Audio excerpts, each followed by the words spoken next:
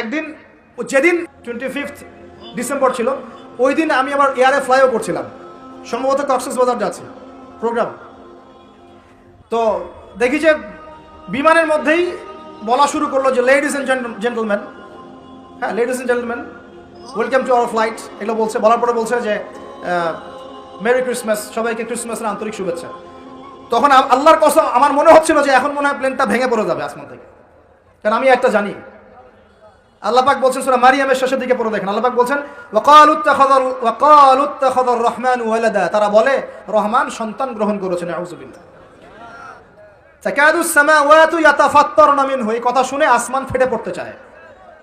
ওয়া তানশাক্কুল আরদ, জমিন চৌচির হতে চায়। ওয়া তাখিরুল জিবালু হাদ্দা, পর্বত ফেটে পড়তে চায়, চৌচির হতে চায়।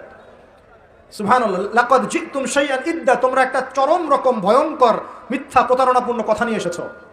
যখন বলছে কেউ মেরি ক্রিসমাস, তার মানে সে স্বীকার করছে যে 25শে ডিসেম্বরে আল্লাহ পাক ঈসা আলাইহিস সালামকে জন্ম দিয়েছেন, আউযুবিল্লাহ। তাই কি না? বুঝতে পারেন না কথা?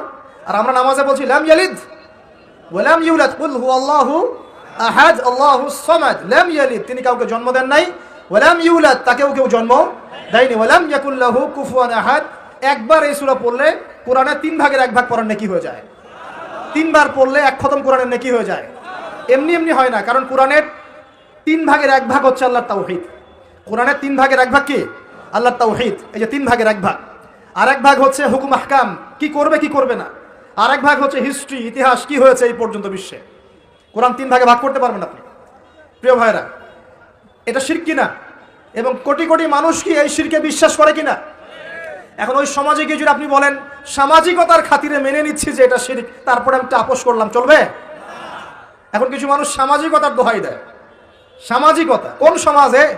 যে সমাজ আমাকে শিরক শেখায় ওই সমাজ, যে সমাজ আমাকে হারাম খাওয়া শেখায় সেই সমাজ, যে সমাজে মানুষ বেদাতি আমল করে সেই সমাজ। কোন সমাজের পূজা করবেন? কোন সমাজের ইত্তেবা করবেন? যেই সমাজ নবী সাল্লাল্লাহু আলাইহি ওয়াসাল্লামের আদলে গড়া সমাজ, সেই সমাজের আমরা তাবেদারি করব ইনশাআল্লাহ। আর যেই সমাজ জাহিলিয়াতের আদলে গড়া, সেই সমাজের তাবেদারি করতে হবে। আল্লাহ পাক বোঝার তৌফিক দান করুন। তো এই যে কিছু মানুষ এখানে শিরক করছে, তারপর কিছু মানুষ কি বলছে যে গ্রহ নক্ষত্র চন্দ্র সূর্যের উপাসনা করা যায়, করছে না মানুষ? কিছু মানুষ কবর পূজা করছে কিনা? করছে কিনা? কিছু মানুষ মাজারের পূজা করছে কিনা? কিছু মানুষ মৃত ব্যক্তির কাছে নজর মানত করে কিনা? কিছু মানুষ মৃত ব্যক্তির কাছে যে কুরবানি জবাই করে কিনা? কিছু মানুষ এই যে জাদুবিদ্যার চর্চা করছে কিনা? তারপর ওই যে ভাগ্য গণনা করছে কিনা রাশিফল দেখে? কিছু মানুষ টিয়া পাখির মাধ্যমে ভাগ্য গণনা করছে কিনা? প্রত্যেকটা রন্ধ্রে রন্ধ্রে শিরক। প্রথম শিরক হচ্ছে আকীদার, বিশ্বাসের। আল্লাহ ছাড়া কেউ সন্তান দিতে পারে, বিশ্বাস করলে শিরক। আল্লাহ ছাড়া কেউ আমাকে পরকালে বাঁচাবে, বিশ্বাস করলে শিরক। আল্লাহ ছাড়া কেউ আমাকে ভালো করতে পারে, বিশ্বাস করলে শিরক। খারাপ করতে পারে, বিশ্বাস করলে শিরক। আল্লাহ ছাড়া কেউ উপকার অপকার করতে পারে, বিশ্বাস করলে শিরক। আল্লাহ থেকে সব হয়, এই কনসেপ্টের বাইরে গেলেই শিরক হয়ে যাবে। সবকিছু কার থেকে হয়? তো এই যে লা ইলাহা ইল্লাল্লাহ একটা আকীদার বিষয়, প্রথমে আকীদার মধ্যে শিরক ঢুকেছে। একটা শিরক ঢুকেছে আমলের মধ্যে, আশরিকু ফিল আমাল, আমলগুলোর মধ্যে। কিরকম? এই যে আল্লাহ বাদ দিয়ে অন্য কাউকে সেজদা করা, আল্লাহ বাদ দিয়ে অন্য কারোর জন্য নজর মানত করা, আল্লাহ বাদ দিয়ে অন্য কারোর জন্য যে আপনি কুরবানি করছেন, হ্যাঁ আল্লাহ ছাড়া অন্য কারোর কাছে দোয়া করছেন, সবই শিরক। এই যে আপনি হাতের মধ্যে একটা বালা পরে আছে, বালাটা খুলতে বললে খোলেন না, কেন খোলেন না?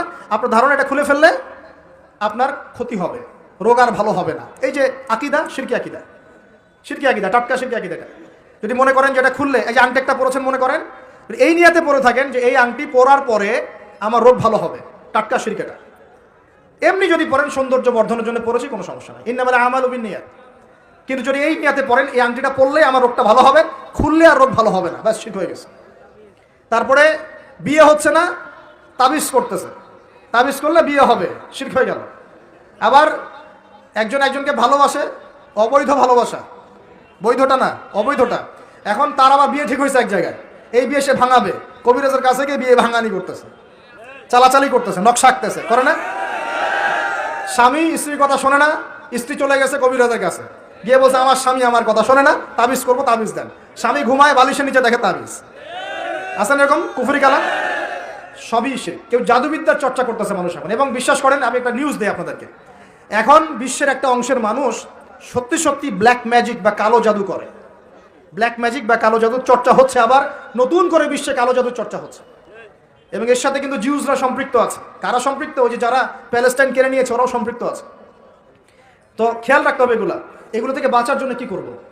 বাঁচার জন্য প্রতিদিন 5 ওয়াক্ত নামাজ, পবিত্র অবস্থায় থাকার চেষ্টা করা, সকাল সন্ধ্যার মাসনুন দোয়া কালামগুলো পড়বেন হিসনুল মুসলিম বই থেকে, আর এই যে আপনার কোরআন তেলাওয়াত, ডেইলি একটু করে কোরআন তেলাওয়াত করলে ইনশাল্লাহ এই ধরনের চোখ লাগা, বদনজর, জাদুটোনা সব কিছু পরাজিত হয়ে যাবে ইনশাআল্লাহ তাআলা।